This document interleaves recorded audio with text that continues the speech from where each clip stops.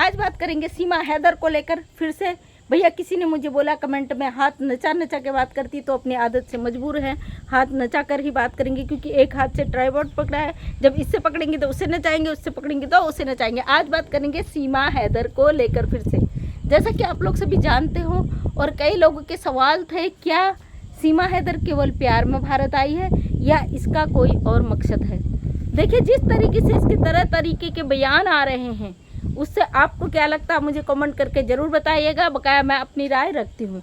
जैसा कि अभी उत्तराखंड का मौसम इतना ख़तरनाक है, छत पे ही मैं वीडियो बना रही हूँ और ये बाल उड़ के हो गए बिल्कुल चुड़ैलों के जैसे। हवा चल रही है तेज तेज, ठंडा लग रहा, मतलब ठंडी हवा, फुल बाजू का सूट पहना। तो सीमा हैदर ये एक बड़ा अनसुलझी एक पहेली बन गई हमारे भारत के लिए, तो है ही है क्योंकि यहाँ इनलीगल घुसकर आई है।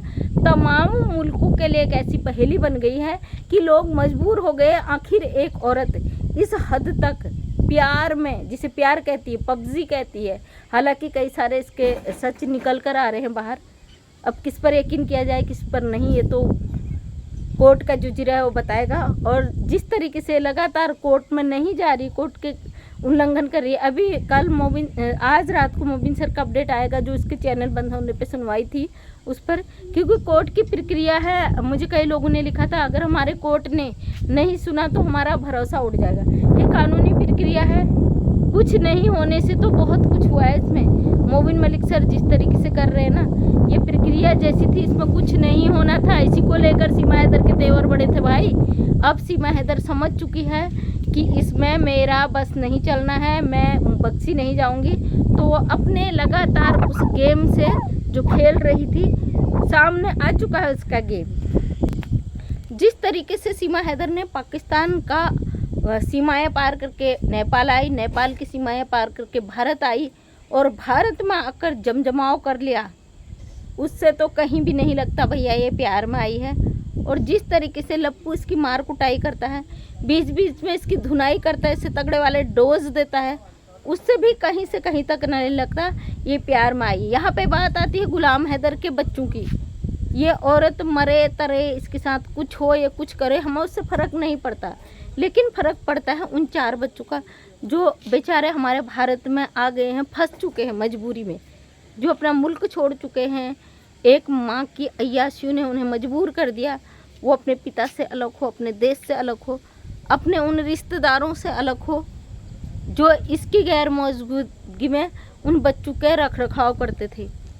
फ़िलहाल इसकी बहुत सारी धज्जियाँ उड़ा चुकी है।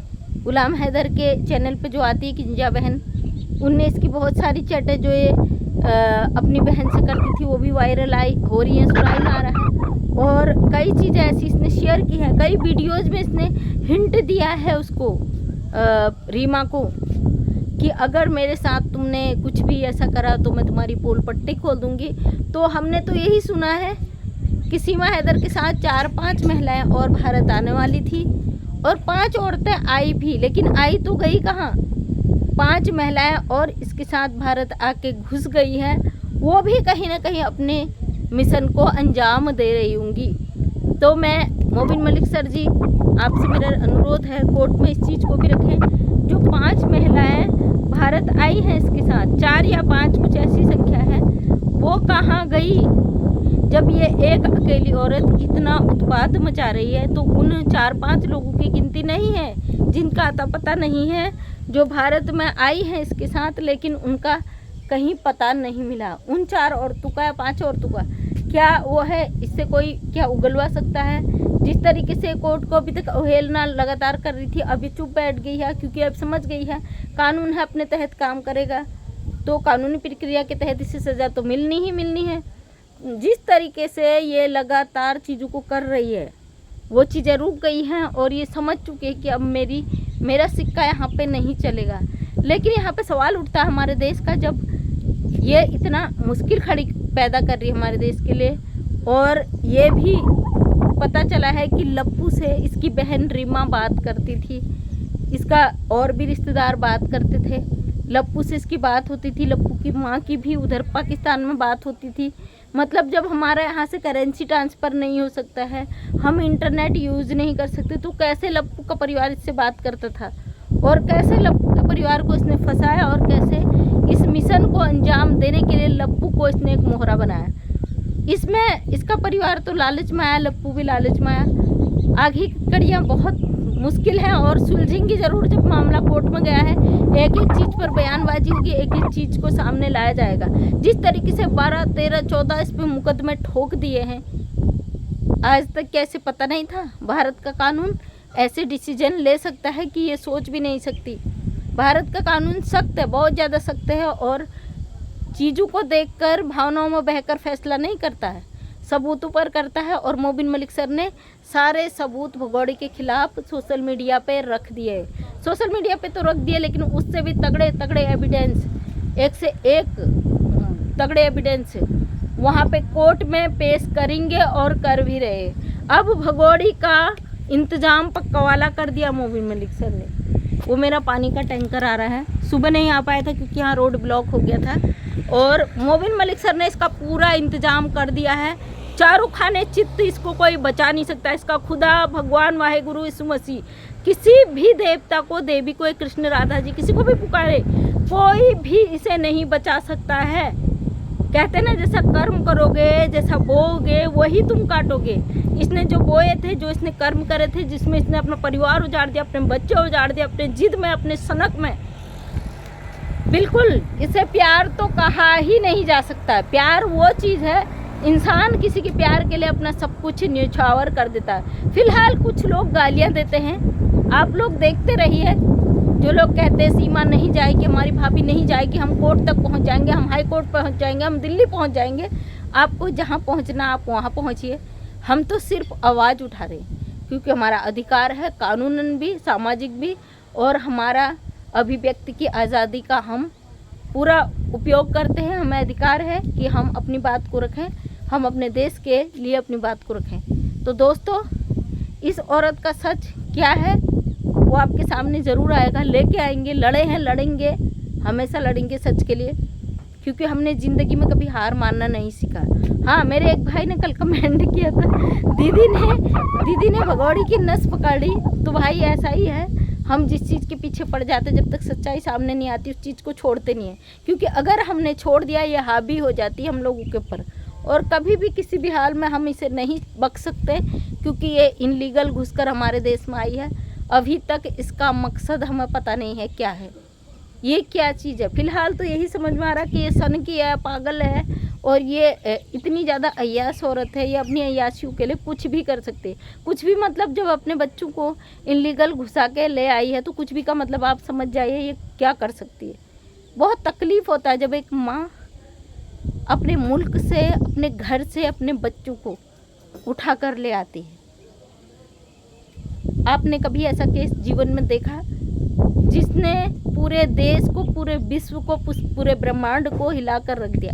ये केस है सीमा हैदर का, और ये केस हमारे देश में और पूरे वर्ल्ड में एक इतिहास बन जाएगा कि एक ऐसी सन की पागल और ऐसी औरत आई थी। शायद मुझे लगता है इतिहास में इसका नाम ज़रूर आएगा, और हो सकता है इन्हीं सब चीज़ों के लिए ये इस तरीके का कर्म कांड कर रही हो कि इसको फेमस होना है, इसको कैमरा के आगे आना है, इसको पब्लिसिटी चाहिए। पब्लिसिटी भी इस हद तक, न ज़िंदगी की परवाह, न बच्चों की परवाह, न दुनिया की परवाह, न समाज की परवाह, न अपने पति की परवाह। एक ऐसी पागल और सन की औरत सीमा हैदर, जो विश्व में जानी जाएगी, मिसाल बन जाएगी। फ़िलहाल इसकी ज़िंदगी सलाखों के पीछे कटेगी, इसकी पूरी लाइफ सलाखों के पीछे कटेगी। इसका एक एक पल इसे याद दिलाएगा गद्दारी क्या होता है, दूसरे मुल्क में घुसना क्या होता है इनलीगल, अपने बच्चों की ज़िंदगी से खेलना क्या होता है, अपना घर बार ख़त्म करना क्या होता है, अपने पति से धोखा क्या होता है।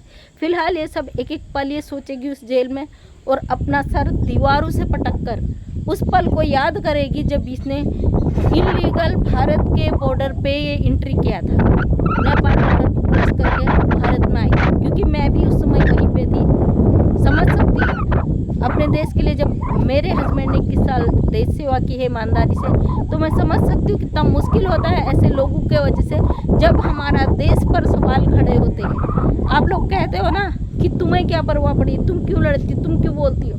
इसीलिए बोलती हूँ क्योंकि मेरे देश के भाई, मेरे खुद के पति, मेरे देश का बच्चा अपने देश के लिए जो सेना में है उन पर सवाल खड़े हुए। इसलिए हम बोलते हैं हमारे इनलीगल इसने घुसकर हमारे 2 जवानों को जो सस्पेंड चल रहे हैं उनकी रोजी रोटी पर सवाल खड़ा कर दिया, उनको पैदल कर दिया। इसलिए मैं बोलती हूँ, और अपने देश के लिए, अपने देश के सैनिकों के लिए अगर बोलना गलत है तो मैं गलत हूँ। मुझे फ़र्क नहीं पड़ता दुनिया मुझसे क्या कहती है, मैं अपनी बात रखती हूँ। मेरे देश पर, मेरे सैनिकों पर, मेरे भारत पर अगर सवाल उठा तो हर बार उठूँ, बोलूँगी, सर कलम हो जाए, चिंता नहीं है। अपने देश के लिए ये जज्बा कभी भी कम नहीं होगा। थैंक यू सो मच दोस्तों। मैं मंजू विश्वकर्मा, एक छोटी सी समाज सेविका हूँ। ये महिला जो इनलीगल घुसकर आई है, इसने आज दुनिया पर सवाल खड़ा कर दिया। कमेंट करके ज़रूर बताएं आप इस औरत के लिए क्या राय रखते हैं अपनी। Thank you so much. मैं एक छोटी सी समाज सेविका हूँ, अपने वीडियो के माध्यम से हमेशा सच दिखाने की कोशिश करती हूँ। उम्मीद करती हूँ वीडियो पसंद आया होगा। अगर पसंद आया तो लाइक शेयर कमेंट करें। नेक्स्ट टाइम मेरा वीडियो देखना चाहते हैं तो मेरे चैनल को सब्सक्राइब करें ताकि मेरे वीडियो का नोटिफिकेशन आप तक मिल सके। फिलहाल उत्तराखंड में बहुत तेज़ हवा चली है, ठंडी ठंडी, क्योंकि गर्मी बहुत थी।